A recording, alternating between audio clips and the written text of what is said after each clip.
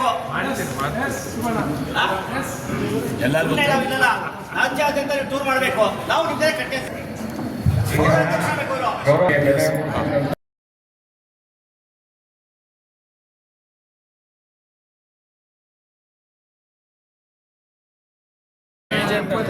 ಆಯ್ತಲ್ಲ.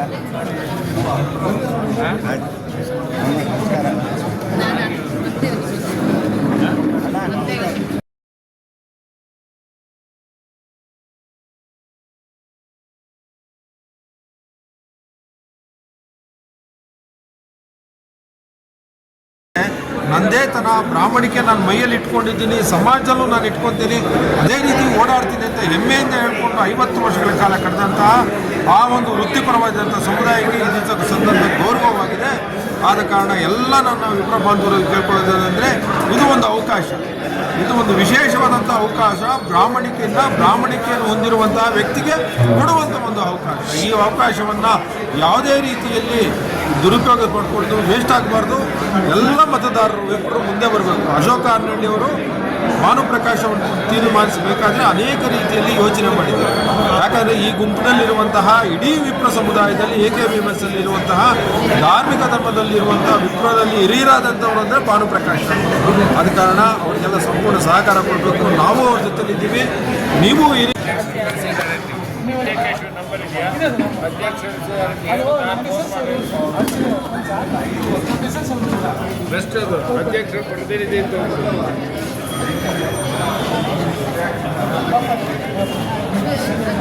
ಕಾರ್ತಿಕ್ ಒಂದು ಅನೌನ್ಸ್ ಮಾಡ್ರಿ ಪ್ರಕಾಶ್.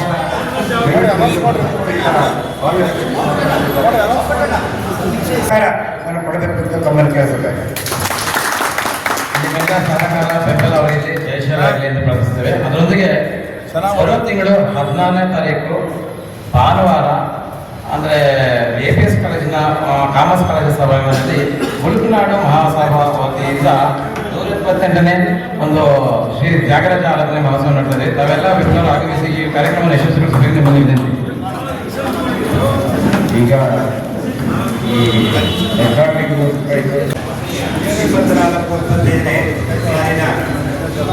ಚುನಾವಣೆ ಬರ್ತಾ ಇದೆ.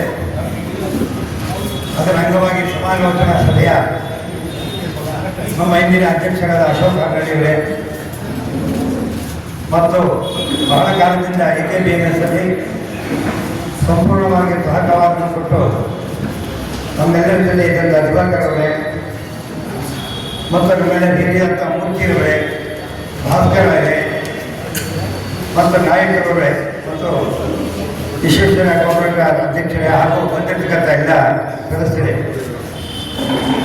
ಇದುವರೆಗೆ ತಾವು ಹೇಳಿದ ಮಾತುಗಳೆಲ್ಲ ಕೇಳಿದೆ. ನಾನು ಅಧ್ಯಕ್ಷನಾಗಲಿಕ್ಕೆ ಇಂಥವ್ರನ್ನ ಹಿರಿಯರು ಈ ಒಂದು ಜಾಗದಲ್ಲಿದ್ದು ತಮ್ಮ ಸೇವೆಯನ್ನು ಕಾಲಘಟ್ಟಕ್ಕೆ ತಕ್ಕಂತೆ ಅಪಾರವಾಗಿ ಎದುರು ಸಲ್ಲಿಸಿದ್ದಾರೆ.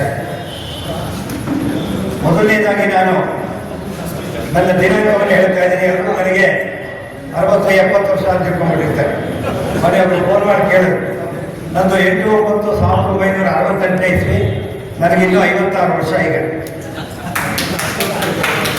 ಆದರೆ ನಾನು ಚಿಕ್ಕ ವಯಸ್ಸಿಂದ ಅಧ್ಯಾತ್ಮದಲ್ಲಿ ಬೆಳೆದು ಶ್ರೀರಂಗಪಟ್ಟಣದಲ್ಲಿ ನನ್ನ ವಿದ್ಯಾಭ್ಯಾಸ ಮುಗಿಸಿದೆ. ನಂತರ ಮಾಗಡಿ ಕರ್ಣಿಕರ ಪಾಠಶಾಲೆ ಅಂತ ಗಾಂಧಿ ಬಜಾರಲ್ಲಿದೆ ಧಾರವಾಡದಲ್ಲಿ. ಅಲ್ಲಿ ನಾನು 4 ವರ್ಷಗಳ ಕಾಲ ಅಧ್ಯಯನ ಮುಗಿಸಿ ಭೋಪಾಲದಲ್ಲಿ ಬಾಲಗೋಪಾಲ ಜೋಯಿಸ್ ಅಂತ ಇದ್ದರು. 13 ವರ್ಷ ಜ್ಯೋತಿಷ್ಯದ ಒಡನಾಟ, ತಾಯಿಗಳಿಂದ ಏನನ್ನ ಸಾಧನೆ ಮಾಡಬೇಕು ಅನ್ನತಕ್ಕಂಥದ್ದನ್ನ ಮಂತ್ರರಾಜ ರಹಸ್ಯಗಳನ್ನು ಅವರ ಹತ್ರ ಇದ್ದು ನಾನು ಕಲಿತ ನಂತರ ಶ್ರೀರಂಗಪಟ್ಟಣಕ್ಕೆ ಬಂದು ಅಲ್ಲಿ 1995ರಲ್ಲಿ ಪ್ರಪ್ರಥಮವಾಗಿ ನನ್ನ 22ನೇ ವರ್ಷ ವಿಲೋಮಾನದಲ್ಲಿ ಚಿಕ್ಕವಾಗಿ ಅತಂತ್ರ ಮಹಾಯಾಗ ಅಂತ ಮಾಡಿದೆ. ಅವಾಗಲೂ ನನ್ನ ಹತ್ರ ದುಡ್ಡಿರಲಿಲ್ಲ, ಬರೀ ಜಪ ಮಾಡೋದು ಗೊತ್ತಿದ್ದ ಹೊರತು ಇನ್ನೇನು ಗೊತ್ತಿಲ್ಲ. 35 ಲಕ್ಷ ರೂಪಾಯಿ ನನಗೆ ಹೇಗೆ ಬಂತು ಅನ್ನೋದು ಗೊತ್ತಿಲ್ಲ. 8 ದಿವಸದಲ್ಲಿ ಬಂದು ಕಾರ್ಯಕ್ರಮ ಯಶಸ್ವಿಯಾಯಿತು. ಹೀಗೆ ನಾನು ಶ್ರೀರಂಗಪಟ್ಟಣದ ಬ್ರಾಹ್ಮಣ ಮಹಾತ್ಮೆಯಲ್ಲಿ ಮೆಂಬರ್ ಆಗಿ ಅಲ್ಲಿ 15 ವರ್ಷಗಳ ಕಾಲ ಅಧ್ಯಕ್ಷ ಆಗಿ ಮಂಡ್ಯ ಜಿಲ್ಲಾ ಬ್ರಾಹ್ಮಣ ಮಹಾಸಭೆಯಲ್ಲಿ ಸೇವೆಯನ್ನು ಸಲ್ಲಿಸಿ ನಂತರ ಆಗಿನ ಕಾಲದಲ್ಲಿ ಸುಬ್ರಹ್ಮಣ್ಯಂ ಅವರ ಜೊತೆ ನಾವು ಮೆಂಬರ್ ಆಗಿ ಕೇಂದ್ರದಲ್ಲಿ ಮತ್ತು ಹಾಗೂ ಸಿವಿಲ್ ಶಾಸ್ತ್ರಿಗಳು ವೆಂಕಟನಾರಾಯಣ ಅವರು ಎಲ್ಲರ ಜೊತೆ ನಾನು 25 ವರ್ಷಗಳ ಕಾಲ ಮಹಾಸಭೆಯಲ್ಲಿ ನನ್ನ ಕೈಯಾದಂತಹ ಸೇವೆಯನ್ನು ಮಾಡಿಕೊಂಡು ಬಂದಿದ್ದೇನೆ. ಹಾಗೆ ಇಷ್ಟೆಲ್ಲ ಇದ್ರು ನಾನು ಏನಾದ್ರು ಒಂದು ಸೇವೆಯನ್ನು ಮಾಡಬೇಕು ಕೇಂದ್ರದಲ್ಲಿ ಅಂತ ನಮ್ಮ ಹಿರಿಯರಾದ ಹಾರ್ನಳ್ಳಿ ಅಶೋಕ್ ಹಾರ್ನಳ್ಳಿಯವರು ಇಲ್ಲ ನೀವು ಈ ಜೊತೆ ಇರಬೇಕು ಅಂತ ನನಗೆ ಹೇಳಿದರು. ನಾನು ಇನ್ನೂ ಒಂದು ಭಯ ಮಾತು ಕೊಡೋಕ್ಕೆ ನನಗೆ ಭಯ ಆಗ್ತಿತ್ತು. 3-4 ಕಾರಣಗಳಿತ್ತು. ಒಂದು, ನಮ್ಮ ತಂದೆಯವರಿಗೆ ತುಂಬ ಅನಾರೋಗ್ಯ ಇವತ್ತಿಗೂ ನನಗೆ, ಯಾಕೆಂದರೆ ಅವ್ರು ಕೊಟ್ಟಿರ್ತದೆ ಡಾಕ್ಟ್ರೇ ಅಂತಿಮ ಹಂತದಲ್ಲಿ ಕೊಟ್ಟಿದ್ದಾರೆ.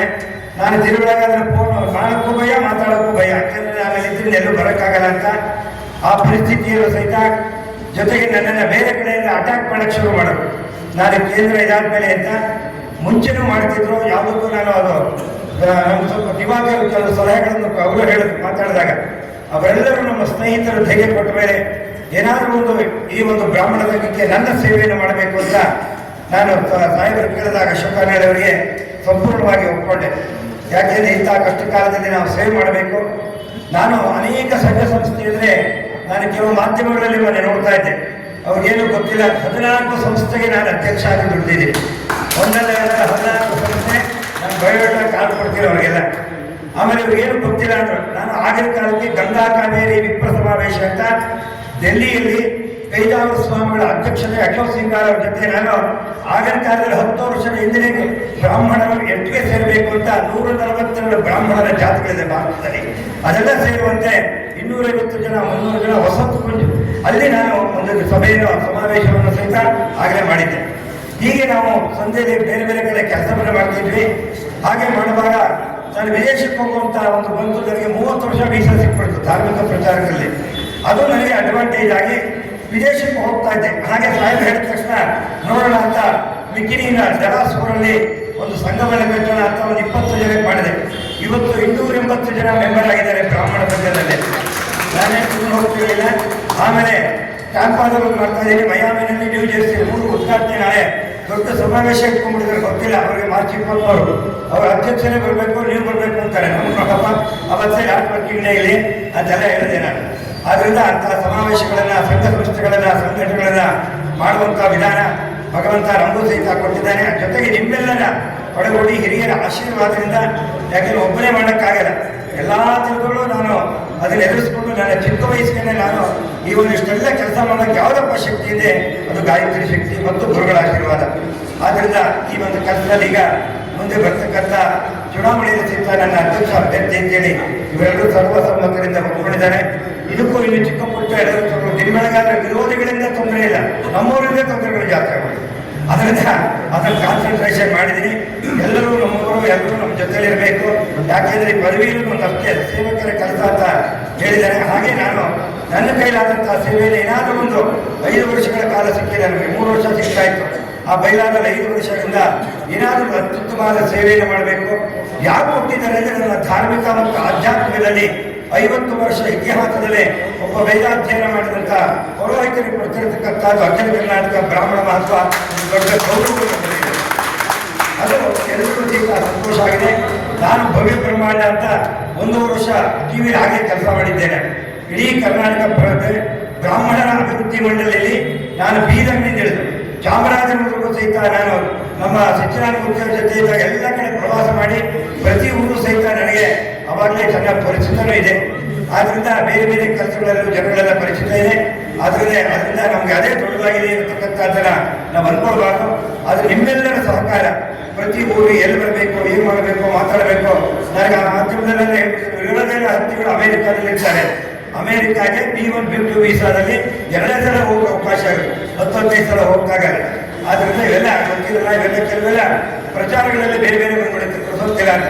ಇದು ಬಂದ್ಮೇಲೆ ಇದೇ ಕೆಲಸ. ನಾನು ಇಲ್ಲೇನು ಮನೆಯನ್ನು ಸಹಿತ ಮಾಡಿಕೊಂಡು ಕಾರ್ಯಾಗಾರ ಇರುತ್ತೆ, ಏನು ಸಮಯ ಕೆಲಸಗಳು ಏನಿರುತ್ತೆ ಅದನ್ನು ಸಕ್ರಿಯವಾಗಿ ನಾನು ಮಾಡಲು ಸಿದ್ಧರಿದ್ದೇನೆ. ತಮ್ಮೆಲ್ಲರ ಸಂಪೂರ್ಣ ಹಿರಿಯರ ಆಶೀರ್ವಾದ ನನಗೆ ಪ್ರಚಾರಕ್ಕೆ ಬೇಕಾದಂಥ ಎಲ್ಲರೂ ಸಹಿತ ನೀವೆಲ್ಲ ಸಹಕಾರ ಮಾಡಿಕೊಳ್ಬೇಕು. ನಾನು ಬೇರೆ ಏನು ಬೇಕಾದರೂ ಕೆಲಸವನ್ನು ಮಾಡಬಾರ್ದು. ನನಗೆ ಎದುರಿಸ್ಬಿಟ್ಟು ಇನ್ನೊಬ್ಬರು ತಿಂಗಳಿಗೆ ಏನು ಸಾರಿ 2 ಕೋಟಿ ರೂಪಾಯಿ ಬೇಕು, ಎಲ್ಲಿದ್ದೀರಿ ನೀವು, ಮನೆ ಮಠ ಮಾಡ್ಕೋಬೇಕು ಅಂತ ಅದನ್ನು ಮಾಡಿದ್ರು ಒಬ್ಬರು. ಅದಕ್ಕೆ 2 ಕೋಟಿ ಗಿಟ್ಟಿನ ಮಂತ್ರಾಕ್ಷತೆ ಇದೆಯಪ್ಪ ನನ್ನ ಹತ್ರ, ಗಾಯತ್ರಿ ಇದ್ದಾಳೆ, ಅದನ್ನು ಕೇಳ್ಕೊಳ್ಬೇಕು ಕೇಳಿದ್ದಾರೆ. ಯಾಕಂದರೆ ನನ್ನ ಯಾವ ರೀತಿ ನಿಂತ್ಕೊಂಡಿರಕ್ಕೂ ಅವ್ರು ಕೇಳಿದ್ರು ಒಂದು ನಿಮ್ಗೆ ಯಾರೋ ಎದುರಿಸ್ತಾ ಇದ್ದಾರೆ ಅಂತ ಒಂದು ರಾತ್ರಿ ಆಗಲ್ಲ ಅಂದ್ಬಿಟ್ಟಿದ್ದೆ. ನಾನು ಮೆಸೇಜ್ ಹಾಕ್ಬಿಟ್ಟಿದ್ದೆ. ನಾನು ಇಲ್ಲ, ಇದು ಬಗ್ಗೆ ನಾನು ಓದಿಸುತ್ತಲೇ ಸೆಲೆಕ್ಷನ್ ಆಗಬೇಕು, ಹೇಳಿದ್ರು. ಅವಾಗ ಬಂದಾಗ ಗುರುಗಳ ಹತ್ರ ಬೇಡ ಈ ವರ್ಷ ಅಂತ ಹೇಳ್ಬಿಟ್ಟು ಸುಮ್ಮನೆ ಕಳೆದ ವರ್ಷನೇ. ಹಾಗೆ ಈ ಒಂದು ಅತ್ಯುತ್ತಮವಾದ ಒಂದು ಅವಕಾಶವನ್ನ ಎಲ್ಲರೂ ಕಲ್ಪಿಸ್ಕೊಟ್ಟಿದ್ದೀರಾ. ನನ್ನ ಕೈಲಾದಂತಹ ಸೇವೆಯನ್ನ ಮತ್ತು ಬ್ರಾಹ್ಮಣ ಮಹಾತ್ಮೆಯನ್ನ ಅತ್ಯುನ್ನತ ಮಟ್ಟಕ್ಕೆ ತಗೊಂಡೋಗಿ ಯಾರ್ಯಾರಿದ್ದಾರೆ ಬಡಭಕ್ತರು ದೇವರು ಯಾರ್ಯಾರಿದ್ದಾರೆ ಅವ್ರಿಗೆಲ್ಲ ಒಂದು ಸಹಾಯ ಮಾಡುತ್ತಾ ವೇದಾಧ್ಯಯನವನ್ನು ಸಹ ನೋಡ್ತಾ ಇವತ್ತು ಸಾಸ್ಮಸ್ ಕಂಪನಿಯವರಿಗೆ ಇದು ಹೇಳಿದ ತಕ್ಷಣ ತುಂಬ ಖುಷಿ ಆಯಿತು. ಪ್ರತಿ ವರ್ಷ 25 ಜನಕ್ಕೆ ಕೆಲಸ ಕೊಡ್ತೀನಿ ನಿಮ್ಮ ಹೆಸರು ನಿಮ್ಮ ಸಭೆಯಿಂದ ಅಂತ ಹೇಳಿ. ಅದು ಏರೋನಾಟಿಕ್ ಸಂಸ್ಥೆ ಸಾಸ್ಮಸ್ ಕಂಪನಿ ಅಂತ ನೀವು ಕರೆಸಿದ್ರಿ. ಅವಾಗ ಅವರು ನಾನು ಏನು ಬೇಕು ಹೇಳಿ ಭಾನುಪ್ರಕಾಶ್ ಅವರಿಗೆ ಪ್ರತಿ ವರ್ಷ 5 ವರ್ಷ ಸಹಾಯ ಮಾಡ್ತೀನಿ. ನನ್ನೊಂದು 5-6 ಸಂಸ್ಥೆ ಇದೆ. ಯಾಕೆಂದರೆ ಪ್ರತಿ ವರ್ಷ ನನಗೆ 25 ಲಕ್ಷ ಅವರು ಗಣೇಶಪ್ಪ ಅಂತ ನನ್ನ ಸ್ಕೂಲ್ ಇದೆ. ನಾನು ಇರೋದೇ ಇಲ್ಲ. ವಿದ್ಯಾಭಾರತಿ ಅಂತ ಶಾಲೆ ಇದೆ, ಸುಪ್ರಭಾತ ಅಂತ ಶಾಲೆ ಇದೆ, ಇನ್ನು ಬೇಕಾದಂಥ ಸಂಸ್ಥೆಗಳೆಲ್ಲ ಹೊರಗಡೆಯಿಂದ ನಡೆಸ್ಕೊಂಡು ಹೋಗ್ತಾ ಇದ್ದೀನಿ. ಆದ್ದರಿಂದ ದಕ್ಷಿಣ ಭಾರತದ ಪುರೋಹಿತ ಸಂಘದ ಉಪಾಧ್ಯಕ್ಷ ನಾನು. ಇದೆಲ್ಲ ಗೊತ್ತಿಲ್ಲ, ಹೇಳ್ಕೊಂಡಿಲ್ಲ. ಅಶೋಕ್ ಸಿಂಗಾರ್ ಅವರು ನನಗೆ ಒಂದು ಜಾತಿ ಕೊಟ್ಟು ಇಂದ್ರಸೇನಾ ಭವನದಲ್ಲಿ ಮೀಟಿಂಗ್ ಮಾಡಿ ನನಗೆಲ್ಲ ಅಧಿಕಾರ ಕೊಟ್ಟಿದ್ದರು. ಆದ್ದರಿಂದ ಕಾವೇರಿ ಹೋರಾಟವನ್ನು ಮತ್ತು ಎಲ್ಲ ಜನಗಳಿಗೆ ಬೇಕಾದಂಥ ಧರ್ಮ ಮಾರ್ಗದಲ್ಲಿ ಯಾರಿರ್ತಾರೆ ಅದನ್ನು ನಾನು ಏನು ನಿಷ್ಕಳಂಕವಾಗಿ ಈ ಸಭೆಯ ಅಧ್ಯಕ್ಷ ಚುನಾವಣೆಯಲ್ಲಿ ಸ್ಪರ್ಧಿಸ್ತಾ ಇದೆ. ಅವೆಲ್ಲರ ಸಂಪೂರ್ಣ ಸಹಕಾರ ನಾನು ಕೊಡಬೇಕು ಅಂತ ತಮ್ಮನ್ನು ಕೇಳಿಸಬೇಕಾಗಿದೆ. ನಿಮ್ಮೆಲ್ಲ ಸಹಕಾರ ಬೆಂಬಲ ಅವರಿಗೆ ಜಯಶರಾಗಲಿ ಎಂದು ಪ್ರಾರ್ಥಿಸ್ತೇವೆ. ಅದರೊಂದಿಗೆ ಬರುವ ತಿಂಗಳು 14ನೇ ತಾರೀಕು ಭಾನುವಾರ ಅಂದರೆ APS ಕಾಲೇಜಿನ ಕಾಮರ್ಸ್ ಕಾಲೇಜಿನ ಸಭಾಂಗಣದಲ್ಲಿ ಮುಳುಗುನಾಡು ಮಹಾಸಭಾ ವತಿಯಿಂದ 128ನೇ ಒಂದು ಶ್ರೀ ತ್ಯಾಗರಾಜ ಆರಾಧನೆ ಮಹೋತ್ಸವ ನಡೆದಿದೆ. ತಾವೆಲ್ಲ ವಿದ್ವಾಂಸರು ಆಗಮಿಸಿ ಈ ಕಾರ್ಯಕ್ರಮವನ್ನು ಯಶಸ್ವಿಗೊಳಿಸಬೇಕು ನಿಮ್ಮಲ್ಲಿ ವಿನಂತಿ. ಈಗ ಈ ಕೆಲವು ಮಾತಾಡಿ ಅಖಿಲ ಕರ್ನಾಟಕ ಬ್ರಾಹ್ಮಣ ಮಹಾಸಭೆಯ ಚುನಾವಣೆ ಏಪ್ರಿಲ್ 13ನೇ ತಾರೀಕು ಅಂತ ನಿಶ್ಚಯವಾಗಿದೆ. ಈಗ ನಾನು ಆಗಲೇ 2023ರಿಂದ ಅಧಿಕಾರವನ್ನು ವಹಿಸಿಕೊಂಡು ಈಗ 3 ವರ್ಷ ಹೆಚ್ಚು ಕಳೆದಿದೆ. ಈ 3 ವರ್ಷದಲ್ಲಿ ಅನೇಕ ಸಾರ್ಥಕವಾದಂಥ ಕೆಲಸವನ್ನು ಮಾಡುವಂಥ ಸಮಾಧಾನ ನನಗಿದೆ. ಈ ರೀತಿಯಾದಂಥ ನಾನು ಮಾಡುವಂಥ ಕೆಲಸವನ್ನು ಮುಂದುವರಿಸಿಕೊಂಡು ಹೋಗೋದಕ್ಕೆ ಯಾರು ಸಮರ್ಥರಿದ್ದಾರೆ, ಯಾರು ಸಜ್ಜನರಿದ್ದಾರೆ, ಯಾರು ನಿಷ್ಕಳಂಕವಾದಂಥ ವ್ಯಕ್ತಿತ್ವ ಹೊಂದಿದ್ದಾರೆ ಅಂತ ಹೇಳಿ ನಾನು ಆಲೋಚನೆ ಮಾಡಿದಾಗ ನನ್ನ ಮನಸ್ಸಿಗೆ ಬಂದಿದ್ದು ಶ್ರೀರಂಗಪಟ್ಟಣದ ಭಾನುಪ್ರಕಾಶ್ ಶರ್ಮಾ ಅವರು.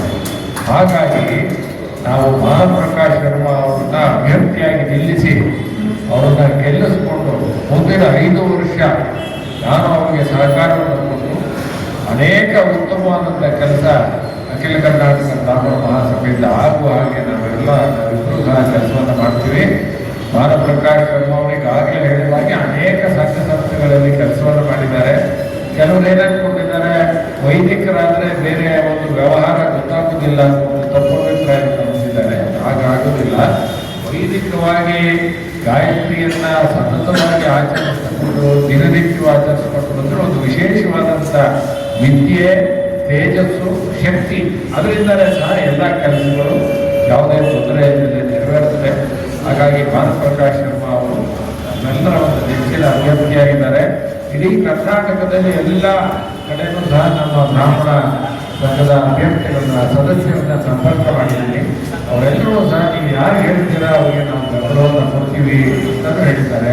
ಭಾನುಪ್ರಕಾಶ್ ಶರ್ಮಾ ಅವರ ಹೆಸರನ್ನು ಹೇಳಿದಾಗ ಅವರು ಉತ್ತಮವಾದಂಥ ವ್ಯಕ್ತಿ, ಅವರಿಗೆ ನಮ್ಮ ಬೆಂಬಲ ಇದೆ ಅಂತ ಹೇಳಿದ್ದಾರೆ. ಎಲ್ಲವೂ ಇಡೀ ರಾಜ್ಯದಲ್ಲಿ ಉತ್ತಮವಾದಂಥ ಪ್ರತಿಕ್ರಿಯೆ ಬಂದಿರೋದ್ರಿಂದ ಭಾನುಪ್ರಕಾಶ್ ಶರ್ಮಾ ಅವರ ಗೆಲುವು ನಿಶ್ಚಿತ. ಅವರ ಕೈಯಲ್ಲಿ ಅಖಿಲ ಕರ್ನಾಟಕ ಬ್ರಾಹ್ಮಣ ಮಹಾಸಭೆ 5 ವರ್ಷ ಸುರಕ್ಷಿತವಾಗಿ ಇನ್ನೂ ಹೆಚ್ಚಿನ ಪ್ರಗತಿಯನ್ನು ಸಾಧಿಸಲಿದೆ ಅನ್ನುವ ನಂಬಿಕೆ ನನಗಿದೆ.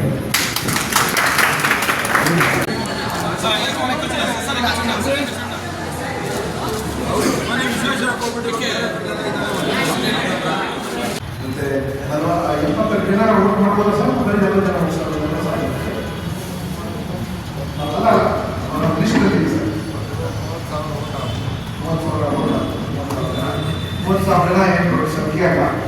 30,000 ಒಳಗೆ ನೀವು ಕನಿಷ್ಠ 5,000 ಜನ ತುರ್ತಾಗಿ ಫೋನ್ ಮಾಡಿ ನಾವು ಇವತ್ತು ಸಭೆಗೆ ಬಂದಿದ್ದು ಅಶೋಕ್ ಅಂಗಡಿ ಹೊರತು ನೀವು ಗತಿಗೆ ಕರಿಬೇಕು. ಈ ಕಾಲ್ ಎವ್ರಿಬಡಿ ಇಸ್ ಇಂಪಾರ್ಟೆಂಟ್. ನಮ್ಮಂತ ಬೇಕಂತ ಓದೋರು ಯಾರೋ ರೀಚ್ ಔಟ್ ಟು ಪೀಪಲ್ ಅಂತ ಎಲ್ರಿಗೂ ನಿಮ್ಮ ಬಗ್ಗೆ ಬಹಳ ಹೈಯೆಸ್ಟ್ ರೆಸ್ಪೆಕ್ಟ್ ಇರೋದು ನನ್ನ ಒಂದು ಆಸಕ್ತಿಯಲ್ಲಿ ಎಲ್ಲರೂ ಭಾರತ ಬಸವನಾಗಿ ಬಸವನಾಗಿ ನಾನೇನು ಯಾರು ವಿರೋಧ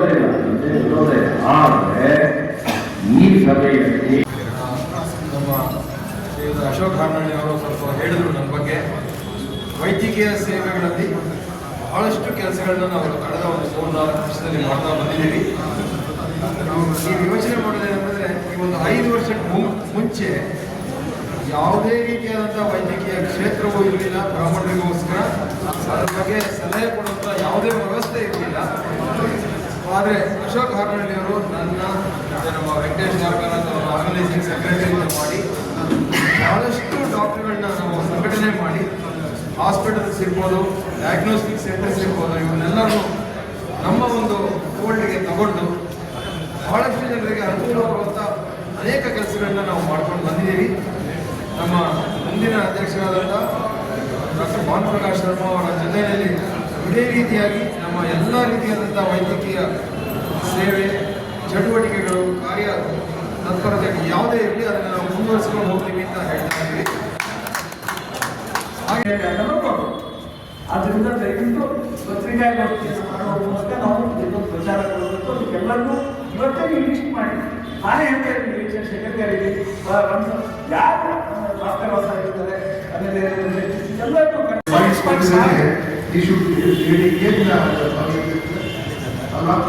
ಹಸಿನಾಗಿರೋರೆಲ್ಲ ಸಮುದಾಯಕ್ಕೆಲ್ಲ ಹೀಗೆ ನಾವು ಬಹಳಷ್ಟು ದಿನ ಅನ್ಕೊಂಡ್ರಿ ಅಶೋಕ್ ಹಾರ್ನಳ್ಳಿ ಅವರೇ ನಿಂತ್ಕೊಳ್ತಾರೆ, ಯಾರು ನಿಂತ್ಕೊಳ್ಳೋದು ಬೇಡ, ಅವರೇ ಬಂದು ಅಂತ ಅವರು ನಿಂತ್ಕೊಂಡಿದ್ರು. ಭಾಳ ಹಳೆ ಕಾಫಿ ಕುಡಿಯೋರು ಕಾಫಿ ಮೇಲೆ ಚರ್ಚೆ ಮಾಡೋರು, ಎಣ್ಣೆ ಹಾಕೊಂಡು ಎಣ್ಣೆ ಮೇಲೆ ಕುತ್ಕೊಂಡು ಚರ್ಚೆ ಮಾಡೋರು ಅಂತ ಯೋಚನೆ ಮಾಡಿ ಒಂದು ಮೈಸೂರು ಆಯ್ತಲ್ಲ